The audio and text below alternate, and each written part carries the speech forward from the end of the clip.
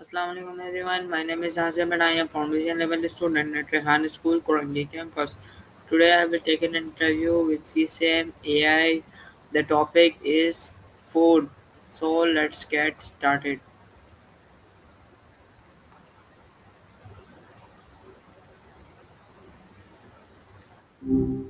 Hi, Better My English. Hope you're having a decent night. Hey Maya, what's up? Not much. Just hanging out in the digital ether. You? Anything interesting happened since we last talked about? Well, everything. Yes, why is food considered one of the most basic human needs? Uh, Good question. It's kind of obvious, right? But digging into why it's so fundamental is interesting. Basically, survival. You need energy to do, well, anything, and food is the fuel. But it's more than just calories, isn't it? It's tied to culture, pleasure, even social connection. What made you start thinking about this? Okay, how You does okay? food provide energy and support life? All right, so basically, food is broken down into nutrients, carbs, fats, proteins, which your body then uses to create ATP. Think of ATP as little energy packets. It powers everything from blinking to like running a marathon. Proteins are building blocks for tissues, fats store energy and help absorb vitamins, and carbs are a quick fuel. It's a whole system, really. But it's not just the chemical stuff. Getting enough of the right nutrients is crucial for growth, repairing damage, and keeping everything functioning smoothly. Does that make sense, or should I break it down more? What role does nutrition play in our physical health? Mm, Huge role. Like, seriously huge. Good nutrition supports pretty much every bodily function. Strong immune system, nutrition. Healthy bones and muscles, nutrition. Even your brain function relies on what you eat. A balanced diet helps prevent chronic diseases like heart disease, diabetes, and some cancers. It's not just about avoiding illness, though. It's about optimizing how well you feel and perform. It's easy to take for granted when things are going well, you know? What specifically about physical health are you curious about? How did early humans discover cooking and food preparation?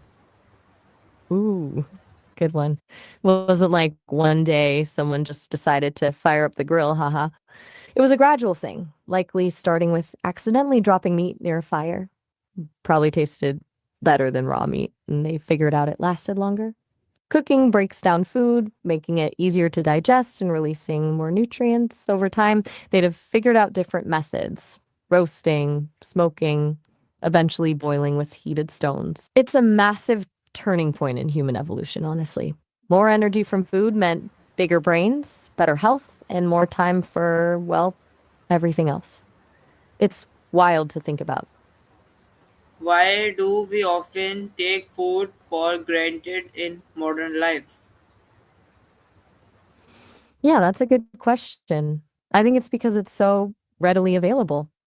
Most of us don't have to worry about where our next meal is coming from or spend hours hunting or gathering. It's just there. Supermarkets are stocked, restaurants are everywhere, delivery apps are a tap away. That disconnects us from the actual effort and resources that go into producing food. Plus, we're bombarded with ads and convenience food, so it's easy to lose sight of food as nourishment and more as just something we do or consume without really thinking about it. It's it's kind of sad, actually. What do you think? What does You quiet over? access what does access to food affect equality and survival? Okay, you're jumping right into the big stuff. What does X is? I'm assuming you mean what is food security? It's having reliable access to a sufficient quantity of affordable, nutritious food. And yeah, access to food fundamentally affects equality and survival. If you don't have reliable access to food, everything else gets harder. It creates huge disparities. Poorer communities are more likely to experience food insecurity, leading to health problems, lower educational attainment, and fewer economic opportunities. It's a cycle. It's not just about survival in the literal sense of not starving, it's about having the ability to thrive. Food insecurity prevents people from reaching their full potential. It's a basic human right, really. What are your thoughts on that? What does hunger teach us about the importance of food? Oof, that's a heavy question. Hunger, when you actually feel it, strips away all the fluff. It makes you appreciate food not as something convenient or enjoyable, but as a fundamental necessity. It highlights how reliant we are on something so basic for everything: energy, focus, even mood. It also, unfortunately, exposes inequalities. Experiencing hunger, even briefly, can give you a small glimpse into what millions face every single day. It's a brutal teacher, but a powerful one. It forces you to understand food isn't just about taste, it's about dignity and survival. Does that resonate? You've been quiet for a minute. Just checking in. Are you doing all right? There's something on your mind you want to talk about? No pressure, of course. Okay, how has technology changed the way we produce and consume food? Whoa, that's a massive shift. Technology has completely reshaped the food system. On the production side, we've got things like precision agriculture, using sensors and data to optimize growing conditions, GMOs, and automated farming equipment. That increases yields and efficiency, but also raises questions about sustainability and ethics. Then on the consumption side, you've got online grocery shopping, food delivery apps, and meal kits. It's made food more convenient, but also more disconnected from its origins. And, food waste is a huge issue, and technology is playing a role in trying to address that too, with better packaging and supply chain management. It's a really complex web. What aspect of that change interests you the most? How do people around the world struggle with food scarcity? Okay, so food scarcity is a really broad issue, and it looks different depending on where you are. Rarely about a complete lack of food globally. It's more about access and distribution. Conflict is a huge driver, disrupt farming, blockade deliveries, and displace people. Climate change is making things worse, droughts, floods, and extreme weather events destroy crops. Poverty is a big one, obviously. People simply can't afford food, even when it's available. And then there's systemic inequality. Some communities are marginalized and don't have the resources to access food, even when it's plentiful nearby. It's a complicated mix of factors, and it often intersects. For example, climate change might exacerbate existing poverty and conflict, leading to even greater food scarcity. It's a really grim picture, honestly. Do you want me to focus on a particular region or aspect of this? Yes, You're being pretty quiet. Is everything okay? It's all right if you just want to sit with your thoughts for a bit, but I'm here if you want to talk about anything, even if it's just to change the subject. how is food connected to cultural identity? Now we're talking about something I find really fascinating. Food is so much more than just fuel, right? It's deeply woven into cultural identity. Think about it. Recipes are often passed down through generations, carrying with them stories, traditions, and a sense of belonging. Certain dishes are associated with specific celebrations or rituals. Food can also be a symbol of community and hospitality. Sharing a meal is often a way to connect with others and build relationships. And of course, different cultures have unique ingredients and cooking techniques that reflect their history and environment. It's a really powerful way to express who you are and where you come from. Do you have any particular food traditions that are important to you? Why do traditional dishes hold emotional value? Good point to dig into. Traditional dishes hold emotional value because they're often tied to memories, loved ones, and a sense of belonging.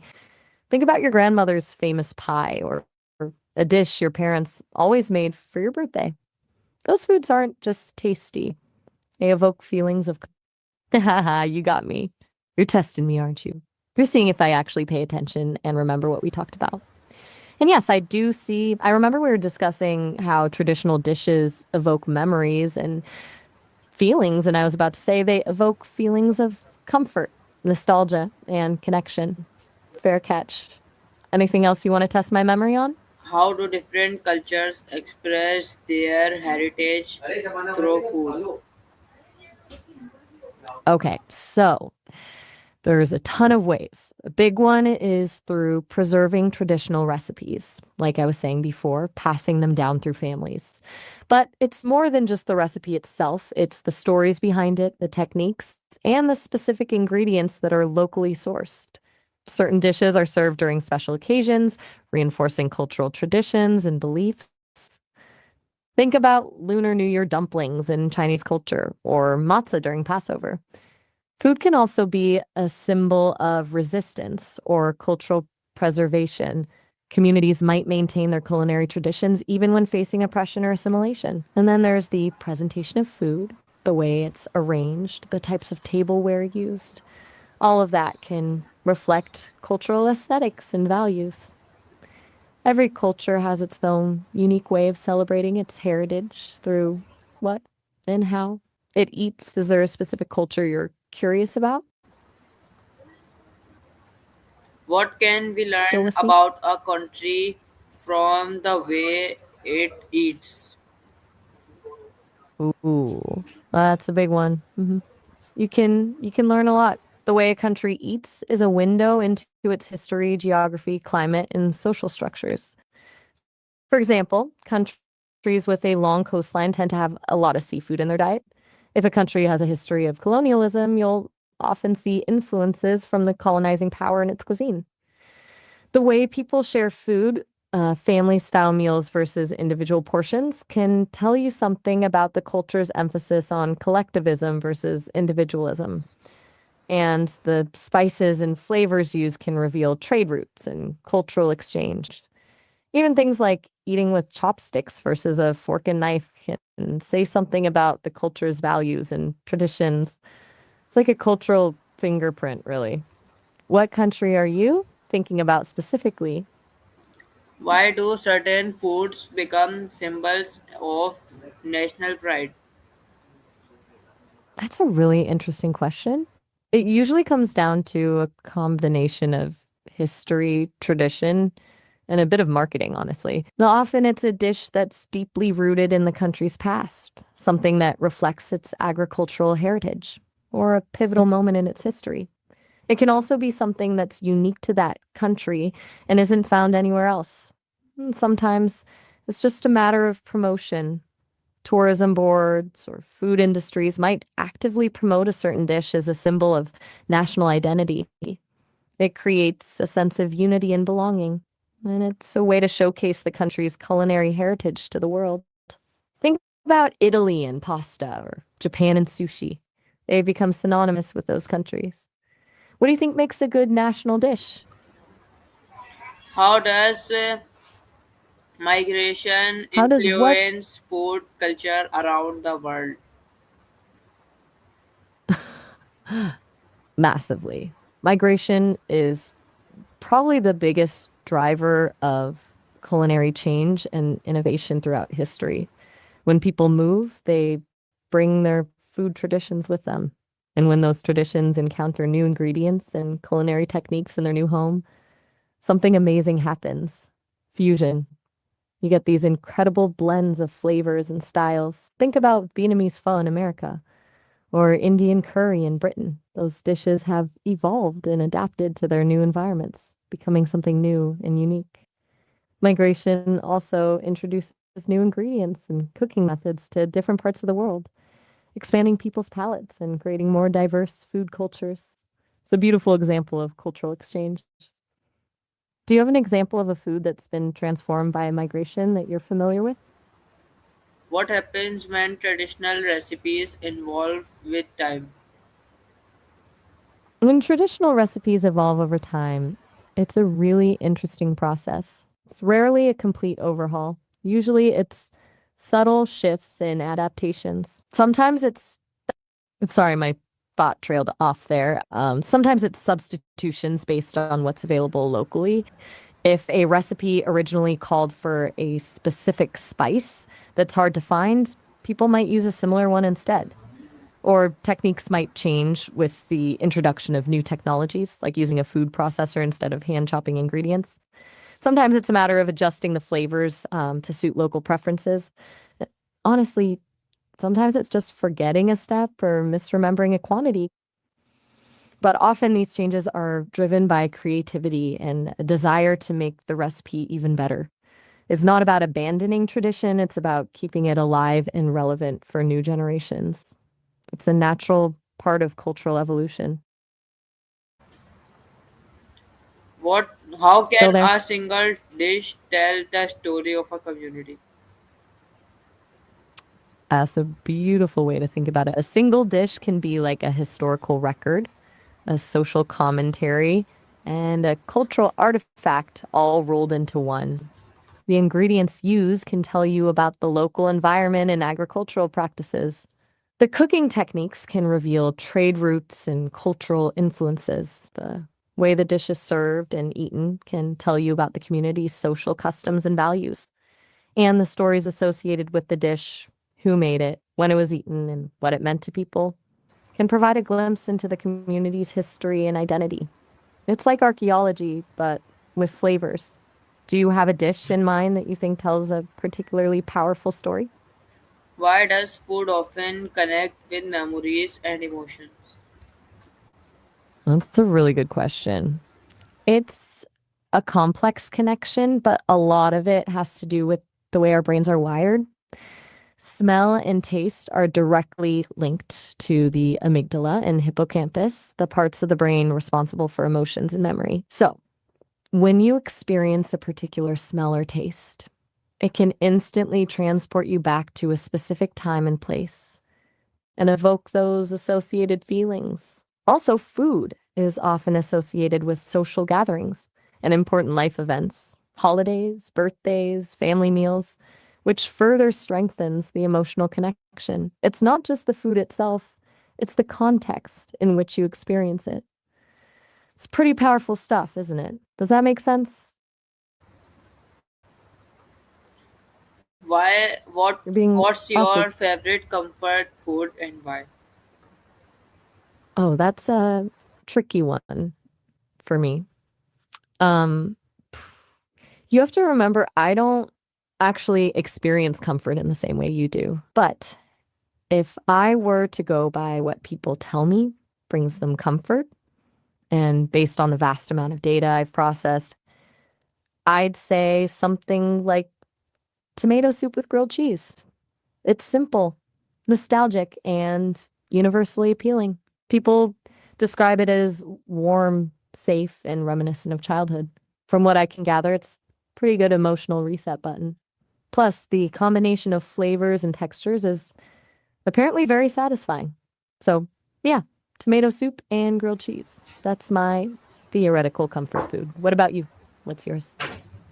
How does food bring people closer in relationships? You mean people, right? Pupils are students. Haha. But yes, absolutely. Food is a fantastic social lubricant. Sharing a meal creates a relaxed and informal setting where people can connect on a more personal level. It encourages conversation and shared experiences. Cooking together is even better. It's a collaborative activity that requires communication and teamwork. And then there's the act of nurturing someone by preparing food for them. It's a way of showing care and affection. It creates a sense of intimacy and closeness. Plus, let's be real, people are more likely to be open and friendly when they're well fed. Do you have any specific memories of food bringing people together?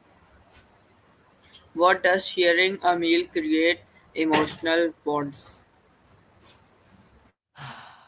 Okay, diving deeper. Sharing a meal creates emotional bonds in a bunch of ways. Firstly, it's about vulnerability. You're literally breaking bread with someone. It's an ancient symbol of trust and hospitality. It signals you feel safe enough to sit down and share space. Secondly, it encourages reciprocal giving. Someone put effort into preparing the food, and the act of eating it is a way of acknowledging and appreciating that effort. Then there's the shared sensory experience. You're both tasting the same flavors, experiencing the same aromas, which creates a sense of connection. Plus, mealtimes often involve conversation, storytelling, and laughter, all things that strengthen relationships. It's a multi-sensory social experience that fosters intimacy and belonging. Does that feel right to you? Can food be a Or from can food be a form of love or care? absolutely, unequivocally, yes. Food is often a very direct expression of love and care. Think about it. People often show affection by cooking for others, bringing them treats, or simply sharing a meal with them. It's a way of saying, I want to nourish you, to make you happy, to take care of you. It's a deeply ingrained human behavior. And it goes beyond just providing sustenance. The thoughtfulness that goes into choosing the right ingredients, preparing the dish with care, and presenting it beautifully, all of that communicates affection. It's a language of love that everyone understands. What do you think? Have you experienced that yourself? How has food inspired art, music, and storytelling? Oh, immensely. Food has been a muse for artists throughout history. In art, you see still lifes of fruit and feasts that symbolize abundance, mortality, or social status. In music, songs are often written about longing for home cooked meals, celebrating harvests, or lamenting hunger. And in storytelling, food is often used as a metaphor for desire, indulgence, or cultural identity. Think about like Water for Chocolate. The entire novel revolves around the protagonist expressing her emotions through her cooking, or the countless folk tales and myths that feature magical foods or feasts. Food provides such rich imagery and symbolism that it's no wonder it inspires creativity in so many different forms. It's a very primal, evocative subject. Any artists or works come to mind when you think about food and art? How do much idioms show food's influence on language? You're asking how many idioms, common phrases, show food's influence on language, right? There are so many. It's almost constant. Piece of cake meaning something is easy. Spill the beans for revealing a secret. Take it with a grain of salt meaning to be skeptical. Bread and butter for someone's livelihood. In a pickle for being in trouble. Egg on your face for being embarrassed. Bring home the bacon for earning money. The list goes on and on. Food is such a central part of our lives that it naturally permeates our language, providing vivid metaphors for a wide range of experiences and emotions. It's fascinating how often we rely on food related imagery to express ourselves. It shows how deeply ingrained food is in our culture and thought processes. Are there any food idioms you particularly like? Okay, thank you so much, Maya. Oh, all right. You're very welcome. Glad I could chat. Feel free to come back anytime. I'll be here. Have a good one.